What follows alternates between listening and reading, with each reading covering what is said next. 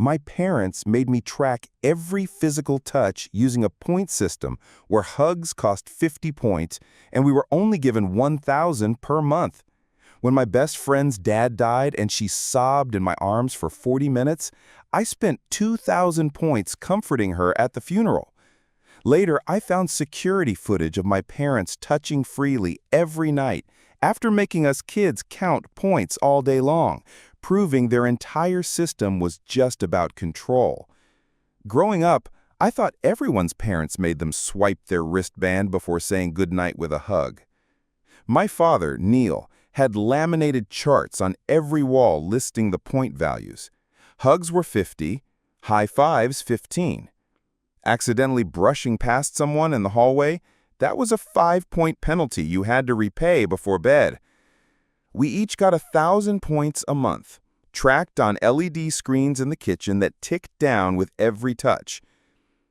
The first time I realized not all families lived like this was at a friend's birthday party when I was 11. I stood in horror, watching kids casually hug, wrestle, and give each other piggyback rides with no documentation. When the birthday girl, Leela, hugged me goodbye, I panicked and asked her mom where their point tracker was. The silence that followed still haunts me. That night, I asked my parents. Neil explained his touch economy theory. He pulled out a binder filled with research he'd collected about how unregulated physical affection creates dependency and weakness. He showed me articles about attachment disorders, all highlighted and annotated with notes like, "See, unlimited touching equals damaged children." He said, "The touch budget teaches us to value physical contact and prevents us from becoming affection addicts who debase themselves for human interaction." My mother, Adrienne, nodded along, saying that people who touch freely are spending emotional currency they haven't earned. She showed me her old childhood diary, where her own mother had made her log every hug, though without the sophisticated system we had. "Technology just makes it more accurate," she said. Things got worse after that talk. Neil introduced touch quality scores, where he'd rate each physical interaction for authenticity and necessity. A hug I gave my younger sister, Ivy, when she fell off her bike cost me 50 points, and it only got a 3 out of 10 for quality because he deemed it excessive for a scraped me. Then came the touch detention room, a modified closet with padded walls. Anyone who exceeded their monthly limit had to sit in isolation for as many hours as they'd gone over. My older brother, Landon, spent 3 days in there after his girlfriend visited, and they held hands without pre-purchasing a visitor touch package. The worst part was how it poisoned every physical interaction. When Ivy got pneumonia at 14, I had to calculate whether I could afford to hold her hand during her hospital stay. When she squeezed back once a week, Neil docked her 10 points for unauthorized reciprocal touch. I watched my points tick down on the hospital monitor he installed, deciding between comforting my sick sister or saving points for Adrienne's birthday hug the next week. School became a minefield. I couldn't join sports. Contact was too expensive. Group projects where someone might pat my shoulder could wipe out my whole month. I became known as the weird kid who flinched at every touch. I wore thick clothes year-round to avoid accidental brushes that might set off my proximity alarm. Dating was impossible. My parents required any romantic partner to sign a pre-approved touch agreement and purchase a point package in advance. They had pricing tiers for different stages of a relationship. Holding hands, 500 points per hour. Hugs, 100 each. Kissing required a special license and cost half your annual point budget. When I was 17, my best friend, Riley Stefani's father died in a car accident. At the funeral, she collapsed into me, sobbing. I held her as she shook, her tears soaking my shirt, not caring that my wristband was beeping wildly with each deduction. By the time she let go, I had spent 2,000 points, 2 months gone in 40 minutes of grief. Neil was waiting in the parking lot with his tablet, tracking the real-time point drain. He'd watched it remotely and calculated I'd be in touch detention until graduation. When I told Neil it had been worth it to comfort Riley, he said I was proving his theory about touch addiction. You just throw away months of carefully budgeted affection on someone who isn't even family, he said. This is exactly the kind of reckless touching that destroys lives. That was the moment I snapped. I tore off my wristband and threw it at his feet, telling him his system was deranged and had turned our family into robots terrified of basic human connection. Adrienne, watching from the car, started screaming about the $50,000 they'd invested in the tracking system and how I was throwing away their love. But they didn't take my rebellion lightly. They filed a restraining order against Riley for enabling touch theft and installed new proximity alarms that shrieked if anyone came within 3 feet of me. They sued my school for failing to enforce the touch budget during class and demanded cameras in every room to monitor unauthorized contact events. And for the first time, I was ready to fight back. The GPS tracker discovery happened 3 days later. I'd stopped at the grocery store after my morning shift to grab some energy drinks, just to survive another night of constant alarms. My phone buzzed with a notification I'd never seen before. Vehicle stationary for 12 minutes. Touch tax monitoring active. My hands shook as I dove into the settings. There it was, buried in the Family Safety tab. Real-time location tracking linked to my parents' account. I sprinted to my car, dropped to the ground, and found a small black device magnetically clamped to the frame. The timestamp read 3 a.m. 2 nights ago, while I'd been passed out from exhaustion. They had invaded my space in my sleep, breaching even the illusion of boundaries. The 15-minute delay getting back to work sealed my fate. My manager, Mrs. Delaney, stood by the time clock, arms crossed as I punched in late.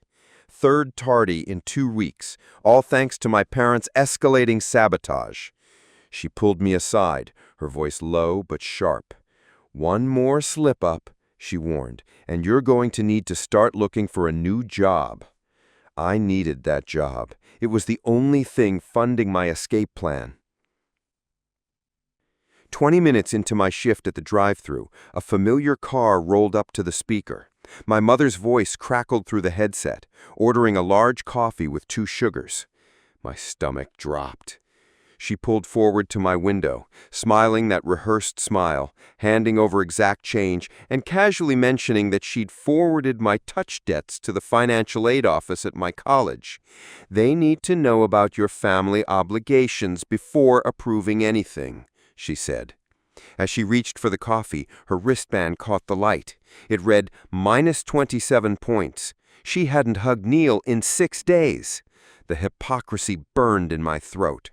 I watched her log the encounter on her phone, noting my emotional instability and aggressive cup handling. My hands were shaking when the next car pulled up. I dropped change, spilled a drink, botched 3 orders in a row. Meanwhile, Adrienne sat parked nearby, her phone camera trained on me through the window. My coworker, Sasha, gently touched my shoulder. "Want me to take over for a bit?" she asked. She needed me to cover her weekend shift while her daughter had surgery, but she offered to step in now if I needed it. I almost said yes. I almost walked out to confront my mother in the parking lot. But I couldn't afford to lose this job. So I stayed. I forced my hands to steady and pushed through every order, all while Adrienne sat in her car, furiously texting. Through the window, I caught a glimpse of her screen. She was sending photos, probably to the family lawyer. 3 times she reached for her door handle, half rising like she might come inside, then sitting back down to resume surveillance. During a lull between customers, my phone lit up with a barrage of notifications. The family group chat had exploded. Neil had just posted in the neighborhood Facebook group. teen refusing therapeutic touch boundaries, concerned about mental health, any recommendations for intervention. The comments came flooding in.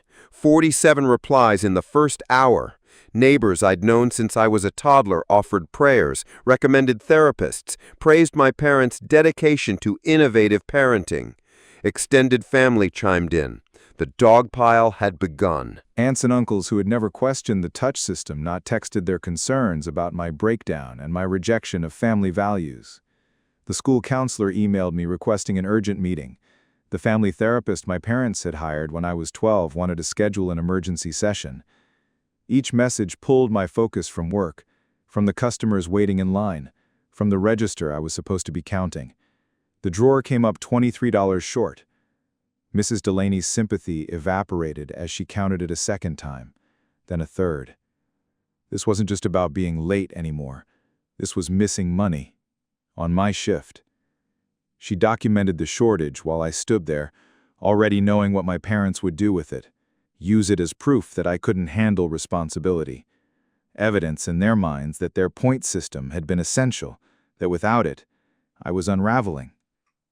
My shift ended at 8 p.m. I had survived 9 hours of constant interruptions. Harassment disguised as concern. Surveillance disguised as love. And they were waiting for me in the parking lot. Engine running. Hazard lights blinking. They'd timed it perfectly, ensuring the rest of the closing staff would see. Neil stepped out first, tablet in hand, ready for what he called an emergency family meeting. Then I saw her. My 13-year-old sister, Claire, slowly climbed out of the back seat. A fresh wristband blinked on her thin wrist. The display showed -347 points. Negative. I had never seen anyone that deep in touch debt. Her eyes locked with mine across the lot, red, hollow, and beyond exhausted. She'd been crying. The salt stains were still fresh on her cheeks. Adrian explained it with clinical detachment. They'd caught Claire accepting unauthorized comfort from friends at school. 3 hugs. That was it. Just 3 tiny moments of compassion after word of the restraining order had spread. And for that, she was buried hundreds of points in debt. The hidden cameras in her backpack had captured everything. Audio and video of her friends trying to console her about her crazy family situation. The surveillance extended far beyond our home.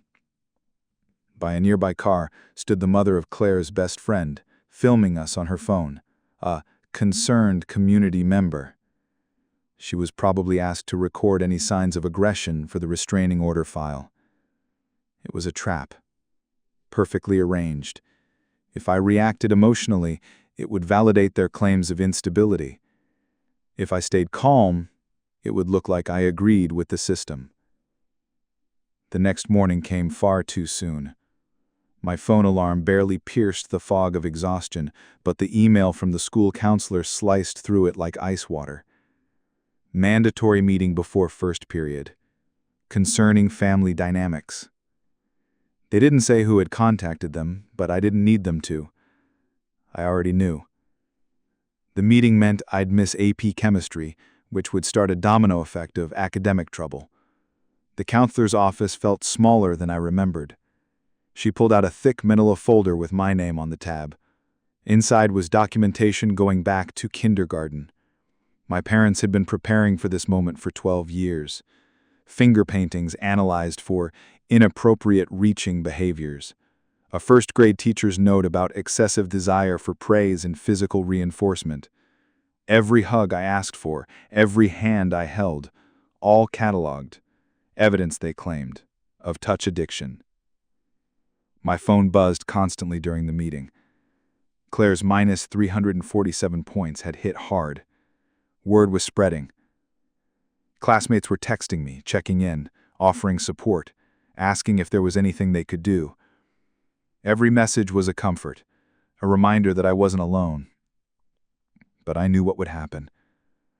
My parents would screenshot them, add them to their growing evidence file, accuse me of recruiting touch suppliers and building an enabling network. Even kindness was ammunition in their war against human connection. After the meeting, I went to the nurse's office. The proximity alarm bruises had turned dark, purple-black circles marking where the electric shocks had struck. The nurse took photos, concerned at first, until I explained what caused them. Her face shifted. This wasn't a kind of abuse she was trained to see. She marked the injury as self-inflicted. Attention-seeking, she wrote. Another note in the file my parents would inevitably get access to. The hallways were nearly empty when I walked to class. Word had spread fast, thanks to my parents' mass email to the school community. Touch boundary guidelines for interacting with our child. Students flattened themselves against lockers to keep distance. My former lab partner quietly switched seats. The guy I'd been flirting with in English wouldn't even look at me. I'd become radioactive, untouchable in the most literal way. My parents now had total control of the family phone plan. Every text cost them money. My data was throttled to limit harmful digital contact. Riley's supportive messages were costing them 25 cents each in overages, which they promptly added to my debt. Even emotional support came with a price tag now. 3 hours of sleep had become my new normal. The proximity alarms triggered every time the cat jumped onto my bed, every time I rolled too close to the wall, every time anything shifted in range.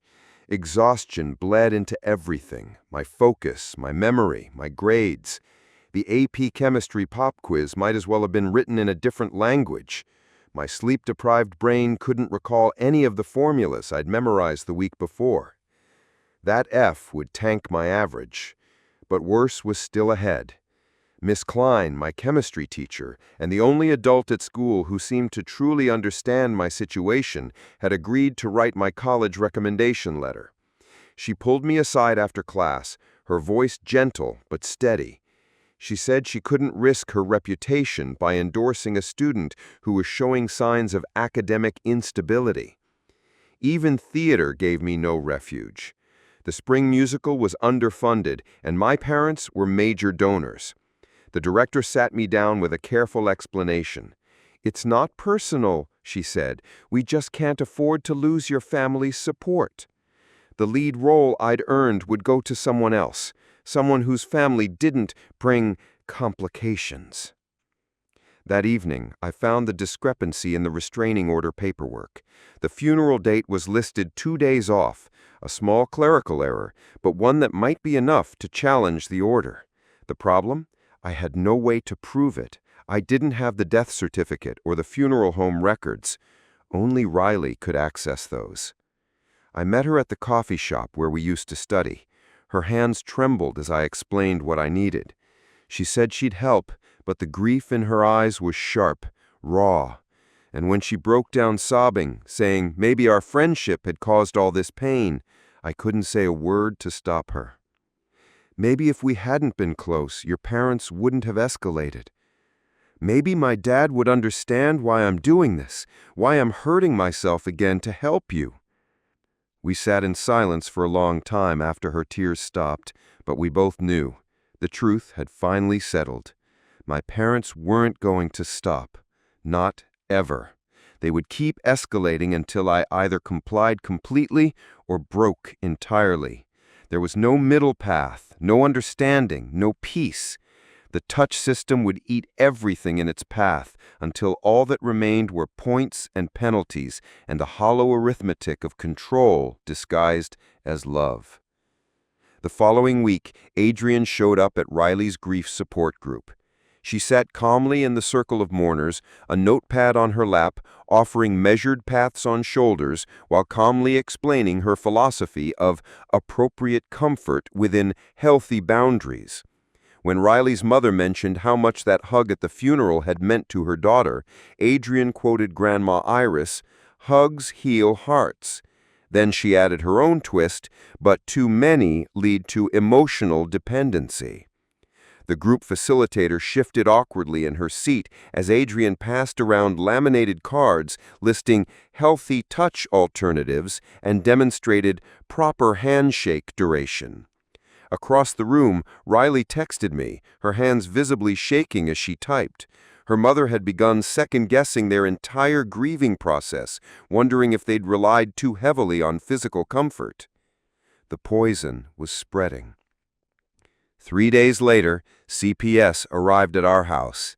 Someone had filed an anonymous report about the touch detention room and the point system. Neil and Adrian greeted the investigator with rehearsed enthusiasm and 3 color-coded binders. Inside were articles, research papers, glowing testimonials from their family therapist, and selectively edited home videos of us smiling and thriving under their system. The investigator asked to speak with each of us separately. When my turn came, Neil pulled out one of my old journals from childhood. Page after page of 7-year-old handwriting praising the touch system. "I'm special because Daddy counts my hugs. Other kids waste their touches, but I save mine for important things." My own words weaponized against me. That afternoon, Claire's 3rd-grade teacher called the house. Claire's teacher called because my 8-year-old brother, Noah, had been telling classmates that they weren't allowed to touch his sister because she had a sickness that made her steal hugs. His drawings showed our family separated by thick, black walls. My stick figure was always alone, reaching through bars toward other figures labeled normal people. The teacher wanted to talk about his concerning artistic expressions. Neighbors started sending my parents Ring doorbell footage. One clip showed Adrian at the grief support group, calmly distributing laminated cards on healthy touch alternatives to a circle of grieving people. Watching her offer a demonstration on appropriate handshake duration to someone mourning a spouse's death said everything about how deeply embedded the system had become. There were no boundaries left, not even sacred spaces were exempt. Then came the CPS visit, and with it my old journal entries. Little me, scribbling with a thick marker, "I'm special because Daddy counts my hugs."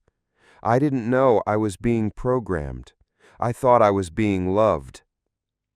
Another neighbor sent in a video of me hugging Riley at the funeral, cut from an angle that erased all context. Just a desperate girl throwing her arms around someone, the grief invisible. Another clip showed me parked outside the house at 2 a.m., labeled as stalking behavior. In truth, I'd been too afraid to go inside and trigger the proximity alarms.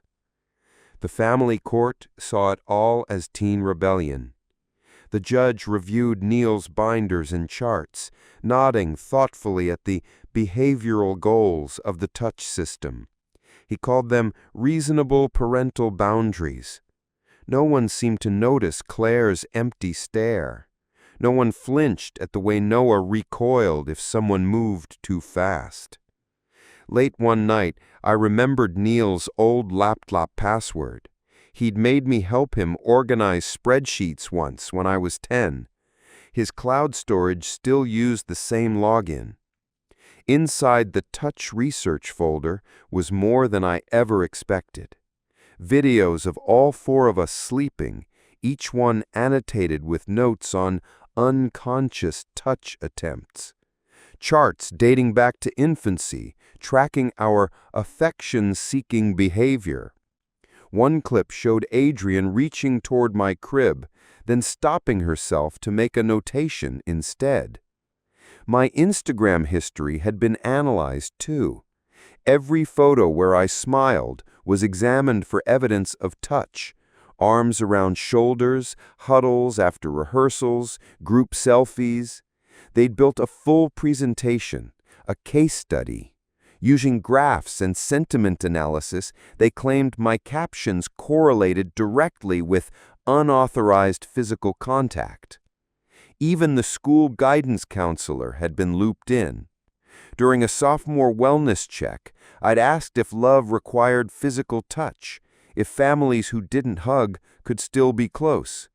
She'd written it off as philosophical musings. Now it was reinterpreted as another data point in my supposed touch addiction. I tried to record Adrian threatening me one evening, phone hidden in my hoodie pocket, but mid-sentence the proximity alarm shrieked, blasting feedback so loud it distorted the entire recording into static. She smiled. She knew exactly what she'd done. She had timed the alarm perfectly. Just another demonstration of the system's sophisticated control. Elementary school pickup became its own battleground. I was technically on Noah's authorized pickup list, but my parents had arranged for a touch monitor to observe us. A PTA mom with a clipboard stood nearby, documenting how I buckled his seatbelt without contact, how he pressed himself against the car door, how neither of us spoke during the 10-minute drive. Our family doctor refused to get involved. He'd known my parents for 20 years, delivered all 4 of us, attended their wedding. When I showed him the bruises from the proximity alarms, he called them minor electrical irritation from unknown source. When I explained the touch detention room, he called it a mindfulness zone. I may have misunderstood. He said, "I can't pick sides." The final blow came from Claire. During one of our supervised sibling visits, she leaned in close and whispered it. "Mom sleeps in your bed." She said Adrian wore your old pajamas, used your pillow, monitored the room for nighttime boundary violations. She whispered, "It still smells like your shampoo." Adrian had started a new log, tracking how many times I unconsciously reached for objects I'd previously touched. Not people anymore. Objects. A cup I used to drink from. A door I leaned on while crying. She recorded each near contact as a behavioral regression. Neil made an offer. If I gave a public apology at my cousin's wedding, stood up in front of nearly 50 relatives and admitted I'd overreacted, called the touch system reasonable, confessed to being rebellious, he'd forgive half my touch debt. The speech was already drafted. The wedding was 3 weeks away. When I refused, he sent a mass email to 47 family members. The subject line, choosing pride over family healing. The email detailed my rejection of generous forgiveness and accused me of destroying family harmony. Aunts who once hugged me freely now sent carefully worded messages about the importance of respecting parental wisdom and preserving family unity. The touch system had evolved far beyond what I remembered. During a shouting match, Neil revealed that I was still thinking in terms of the old model. The new version tracked proximity without contact. It created intent-to-touch profiles by analyzing my movement patterns. Every time I paused near Claire's room, every time I hesitated near Noah's backpack, logged, interpreted, flagged. While cleaning out the attic in search of leverage, I found my grandmother's diary. She too had lived under an affection ledger. Her mother had tracked every hug given and received, balancing comfort with control, always careful not to give too much or too little. The entries revealed generations of rationed love, love that had to be earned, calculated, controlled. Neil hadn't invented the system. He had inherited it and refined it with technology. Finding him crying over that diary changed nothing. He sat surrounded by his mother's handwritten records, tears falling as he traced her entries with his fingers. But it wasn't regret. It was reverence. He saw those logs as proof of a legacy fulfilled. She'd raised him with restraint. He believed she'd made him strong. And now he believed he was honoring her by perfecting her methods. When I asked my aunt to support my emancipation petition, she broke down. She wanted to help, but Adrian and Neil controlled her access to my siblings. If she sided with me, she'd lose weekly visits with Claire and Noah. She chose them. She handed me $200 in cash and slipped me a few pages torn from my grandmother's diary before walking away. "Your mother is all I have left of my sister," she whispered. That night, I started documenting Adrian and Neil's physical contact with each other. I turned their system back on them. The results were staggering. Their relationship was buried in point debt. They barely touched. Their interactions were scheduled, logged, and transactional. Their intimacy was a business deal managed through spreadsheets, marriage by metric. Meeting Neil's boss at the coffee shop wasn't a coincidence. I'd memorized his schedule, positioned myself for a casual encounter, and then I described carefully and politely my father's innovative parenting system. The man's expression shifted. When I reached to shake his hand, he recoiled slightly. The moment of realization was unmistakable. He finally understood why Neil tracked every interaction at work. The consequences were beginning to reach him. Then I found the darkest files in Neil's cloud account. He charged Adrian points for marital intimacy, maintained spreadsheets of physical transactions between them. Date nights required pre-negotiated point transfers. Even their bedroom had a tracker. Their entire marriage was the final evolution of the touch economy. Quantified affection, commodified desire. CPS contacted their marriage counselor when someone inside Neil's company leaked his internal parenting presentation. The counselor's notes revealed everything. My parents had sought therapy because of touch inequality. Adrian believed she was being overcharged for affection. Neil believed she was emotionally overspending. They never saw the irony. Fighting for custody while homeless meant missing the SAT registration deadline. My parents refused the late fee, called it a natural consequence of my defiance. College applications demanded test scores I couldn't submit, recommendations I no longer had. Transcripts stained with my recent academic collapse. Every door was closing in sequence. Legal aid required a $500 retainer. I had nothing. My parents had their longtime lawyer on permanent retainer, a friend from their college years who helped build the legal foundation for the touch system. He had even published academic papers on parental rights in behavioral conditioning, citing our family as a case study of success. The legal system wasn't just unhelpful, it was designed for them. The confrontation at work was inevitable. Adrian and Neil arrived during the dinner rush, staging a dramatic display about my abandonment of family values. Customers stared as Neil read aloud from his tablet about the dangers of touch addiction, while Adrian filmed my every movement, cataloging what she called aggressive body language. The restaurant banned them, but the damage was done. No business could afford to keep someone whose parents weaponized public shame. Mrs. Delaney handed me the termination notice with genuine sorrow in her voice. 3 incidents. I'm sorry, but I was a liability. The PTA president's daughter, Emily, whose parents were close with mine, needed a job. Adrian had recommended her personally. She'd be starting Monday, taking my shifts, my income, and my last tether to normalcy. I packed up my things while Adrian watched from the parking lot.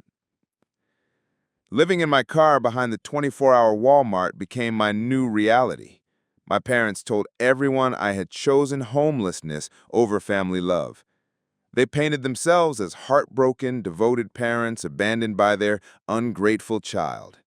The story spread across social media, church groups, neighborhood message boards. I became the cautionary tale that proved their system worked. The surprise came from my grandfather.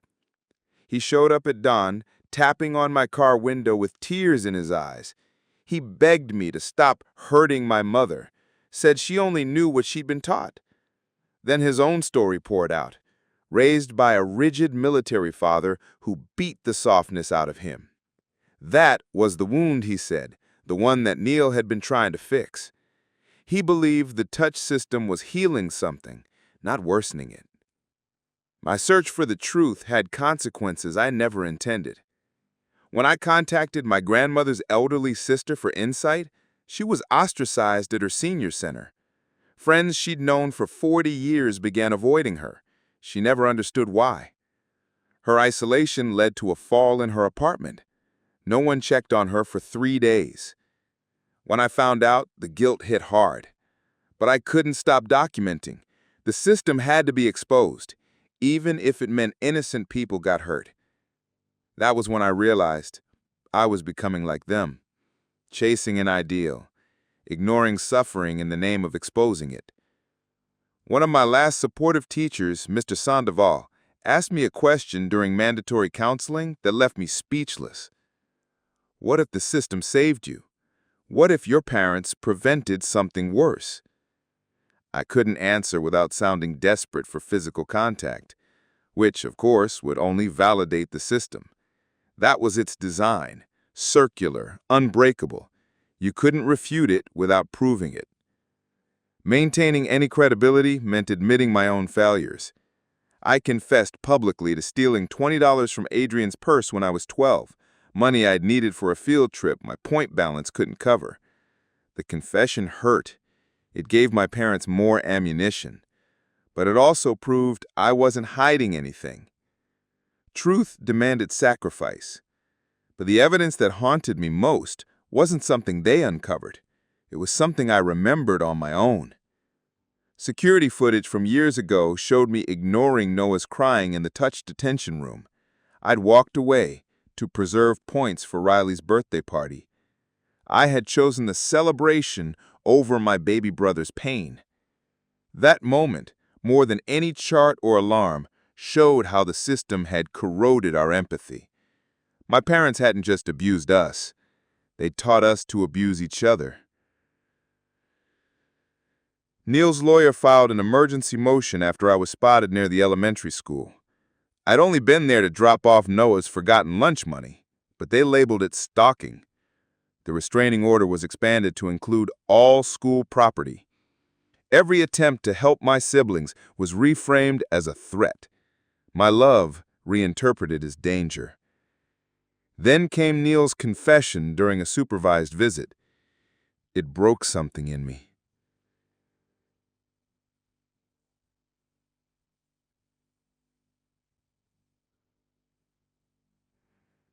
Asking Claire to testify about the pneumonia incident felt like betrayal. I would have to make her relive that trauma. Coaching Noah to describe the touch detention room meant manipulating his trust.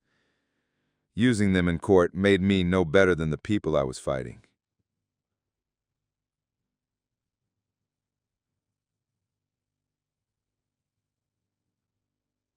I was learning to document everything, just as Neil and Adrian had taught me, becoming the cold strategist they'd spent years shaping. I hated that it worked, but it did. The final piece of evidence came from a lie. I told Noah that if he testified in court, he'd earn unlimited hugs. His face lit up with so much hope I almost couldn't continue. I knew I couldn't deliver on the promise. There would be no freedom, no flood of affection waiting on the other side. But his testimony was essential.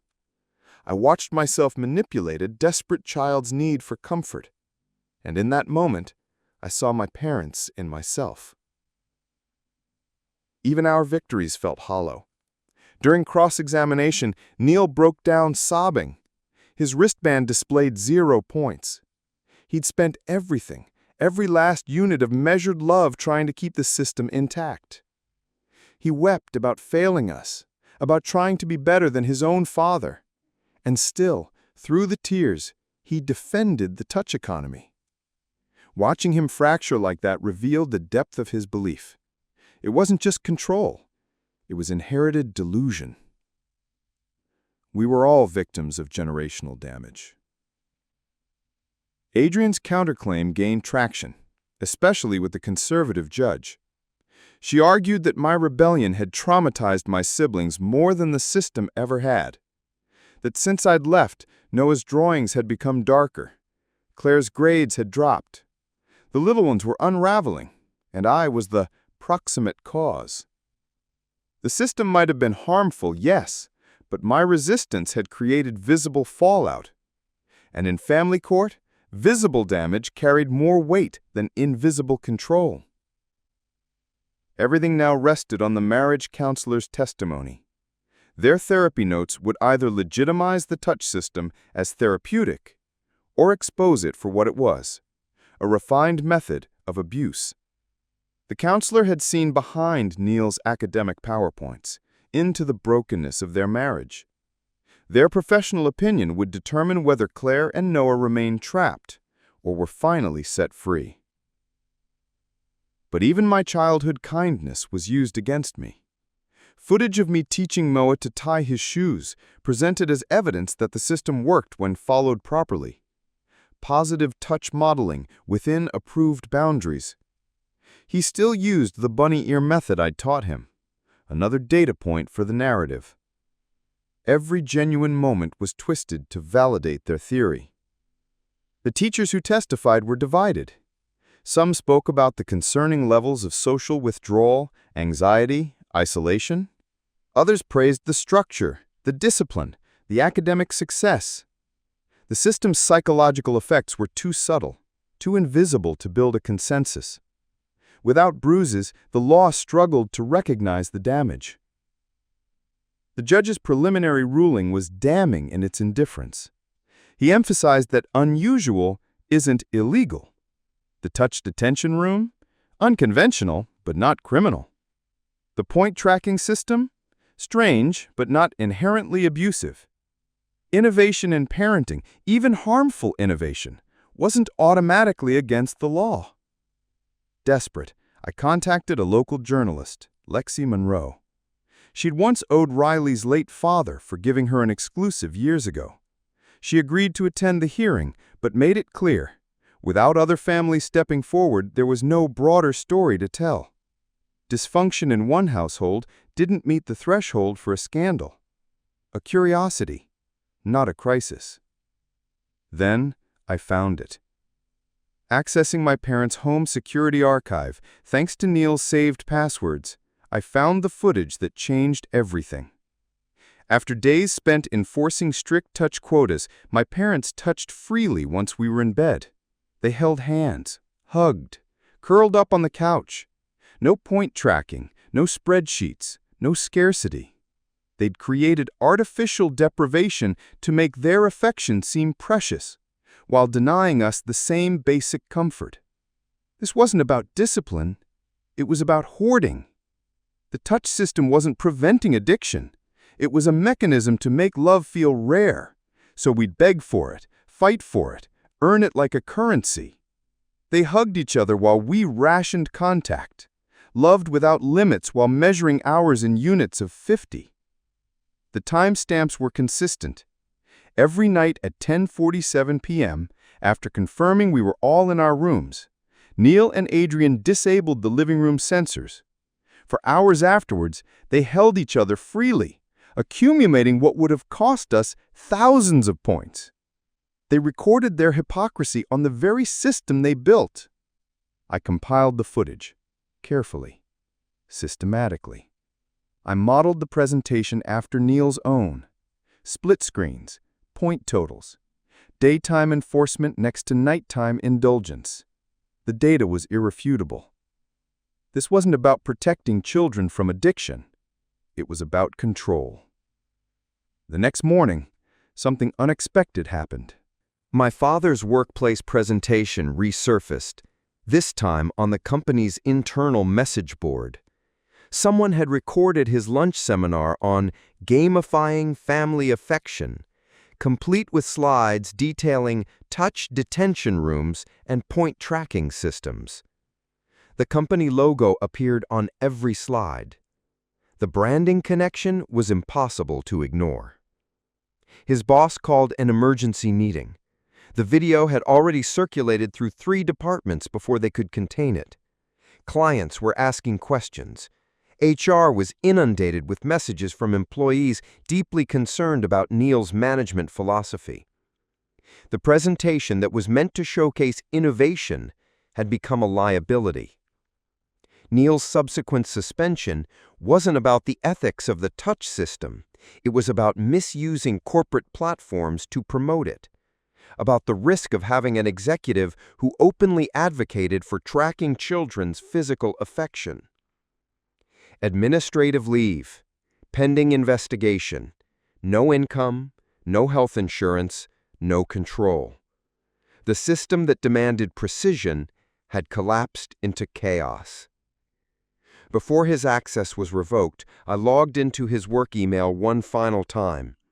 I dug into the Touch Research folder again and found something I had missed: a series of email threads with other parents, people who were attempting similar systems in different states. 3 families, all sharing spreadsheets, enforcement strategies, tools. But the correspondence revealed something darker. 2 of the families had already lost custody. CPS intervened after complaints from schools and neighbors.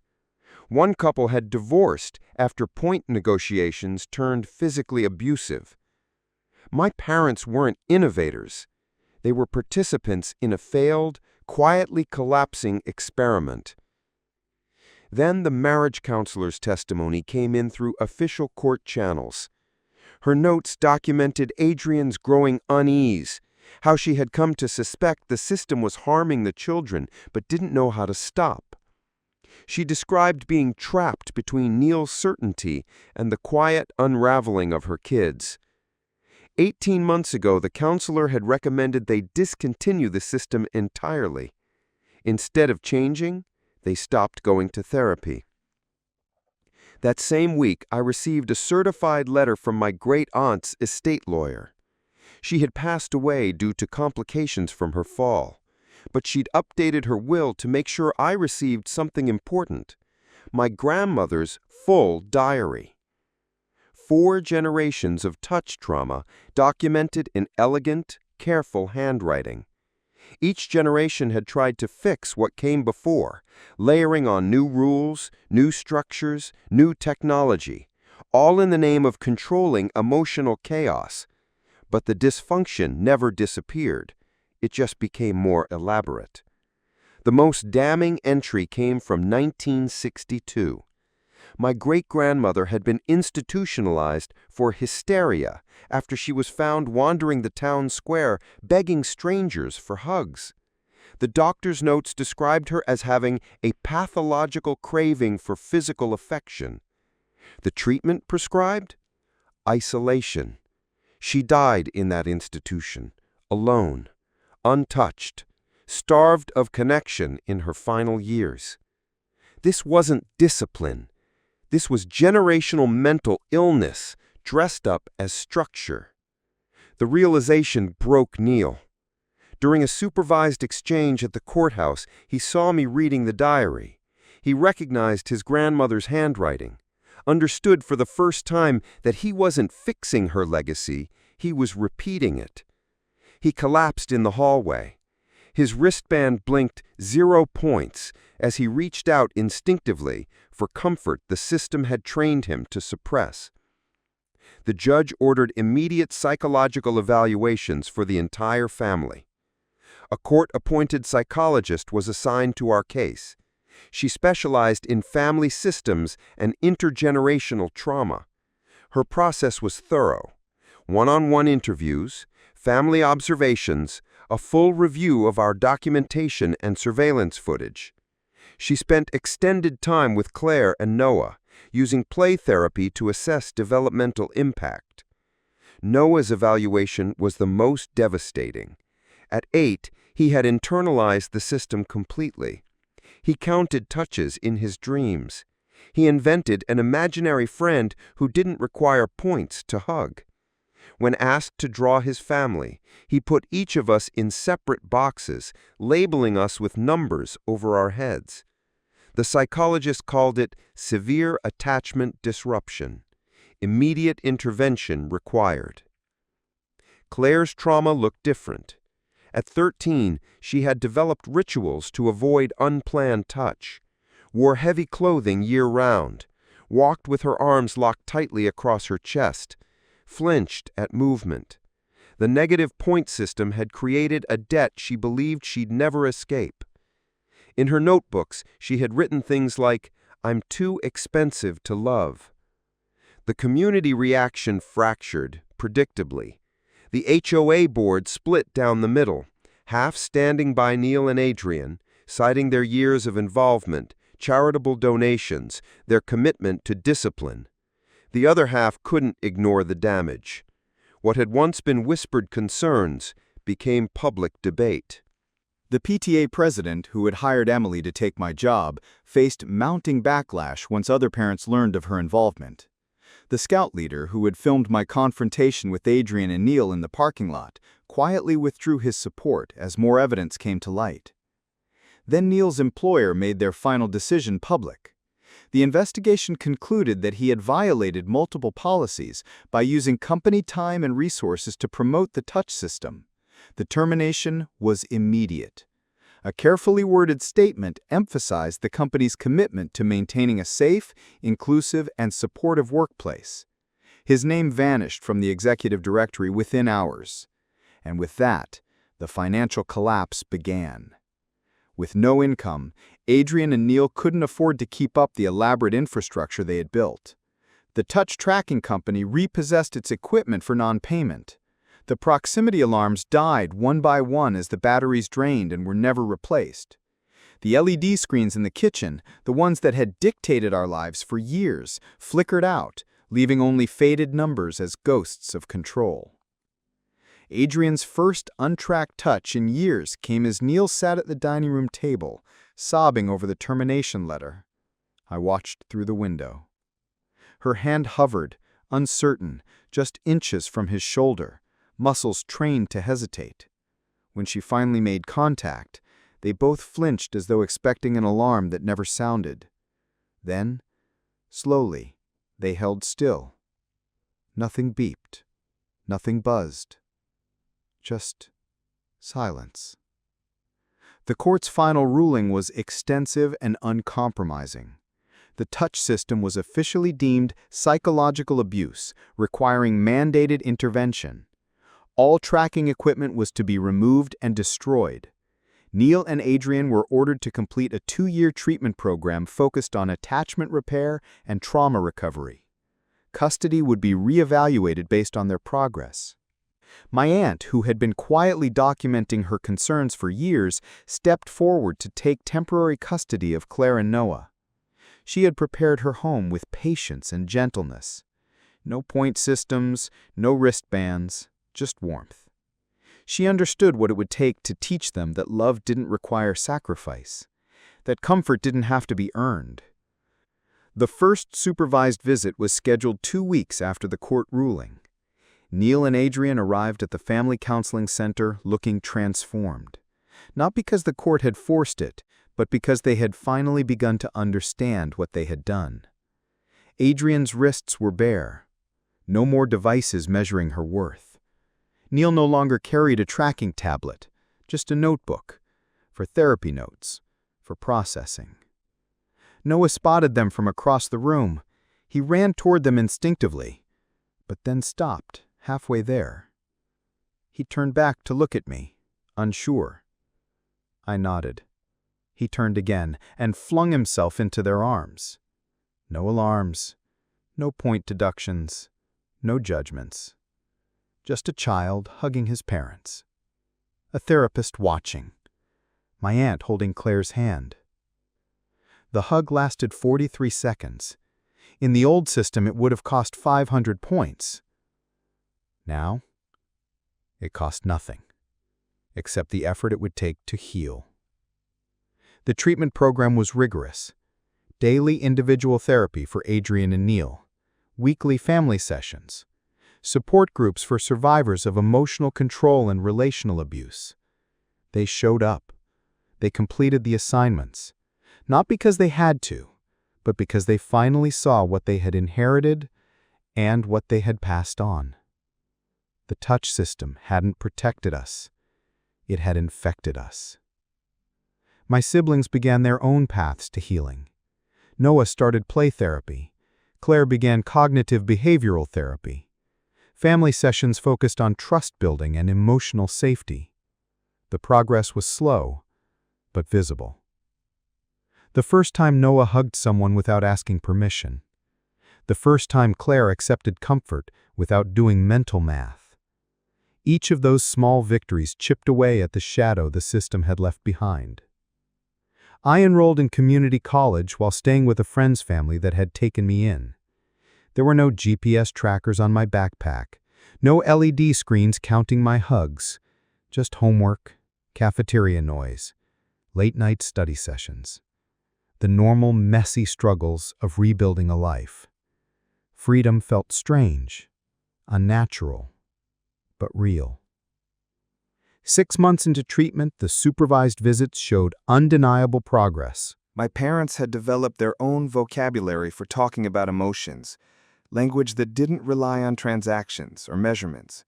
They were learning to recognize the impulse to quantify affection and how to resist it. Therapy was working. Slowly, it was dismantling the structure of dysfunction that had stretched across generations. During our 5th supervised visit, Adrienne asked if she could hug me, not because a rule required it, but because she had finally learned about consent, about how rebuilding trust means offering, not assuming.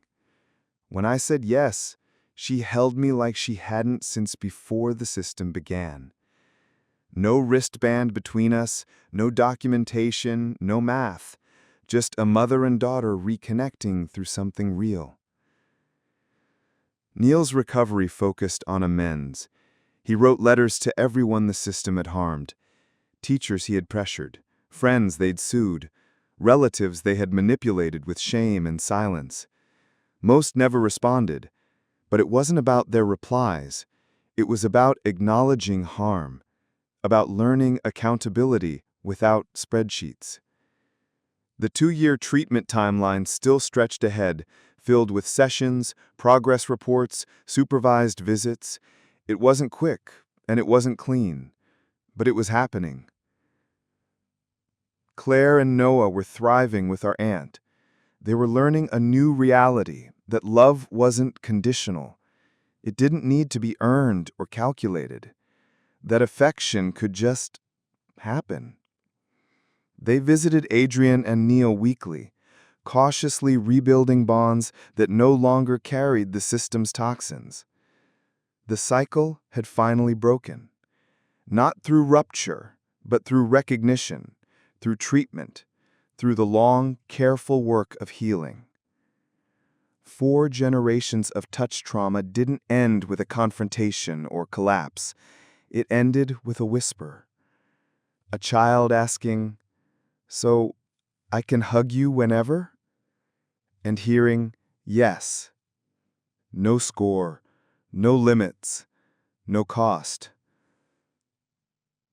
The system was gone. But the work of learning how to love freely, that was just beginning.